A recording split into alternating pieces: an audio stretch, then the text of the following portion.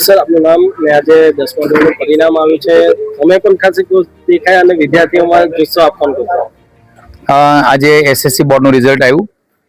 એટલું બધું સુંદર રિઝલ્ટ આવ્યું છે સમગ્ર ગુજરાતનું. અને મારું નામ જેબી પટેલ સાહેબ છે, મૌની ઇન્ટરનેશનલ સ્કૂલના મેનેજિંગ ડાયરેક્ટર.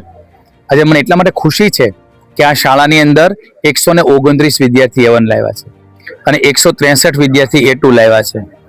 મને વધારે ગર્વ કયો છે તો કે આ બધા બાળકો કેટલી સરસ મહેનત કરી હશે કે જેમાં ગણિતમાં 9 વિદ્યાર્થી 100 લાવ્યા, 32 વિદ્યાર્થી વિજ્ઞાનમાં 100 લાવ્યા, 13 વિદ્યાર્થી સમાજમાં 100 લાવ્યા અને 15 વિદ્યાર્થી સંસ્કૃતમાં 100 લાવ્યા. અને આ શાળામાં પહેલી વખત IT સબ્જેક્ટ મૂકવામાં આવ્યો. સુરતમાં એકચ્યુઅલી એવી ઘટના બની કે આપણા સુરતના જિલ્લા શિક્ષણ અધિકારી ભગીરથસિંહ પરમાર સાહેબે એક પોતાની દીર્ઘદ્રષ્ટિ વાપરી કે હવે IT નો જમાનો આવ્યો છે, AI નો જમાનો આવ્યો છે. એટલે સાહેબે શું કર્યું કે જે શાળા લેવા ઈચ્છતી હોય એને IT સબ્જેક્ટ મુકાવડાવ્યો. તો આપણી સ્કૂલના 26 વિદ્યાર્થીઓ IT સબ્જેક્ટ પસંદ કર્યો.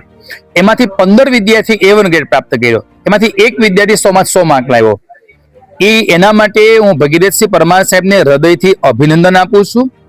આ રાજ્યના શિક્ષણ મંત્રીને પણ અભિનંદન આપું છું કે તમારી કુનેહને કારણે, તમારા આયોજનને કારણે, તમારી દીર્ઘદ્રષ્ટિને કારણે ગુજરાતના વિદ્યાર્થીઓ A1 ગ્રેડમાં હવે ખૂબ આગળ વધી રહ્યા છે. એટલે એવું કહી શકાય.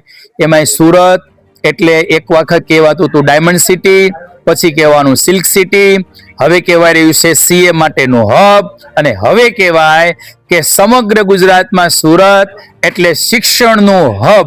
એના માટે સુરતની જનતાને, સુરતના તમામ શિક્ષક પ્રેમીઓને હૃદયથી અભિનંદન આપું છું કે તમે ખરા અર્થમાં બાળકોની સાચી સેવા કરી રહ્યા છો.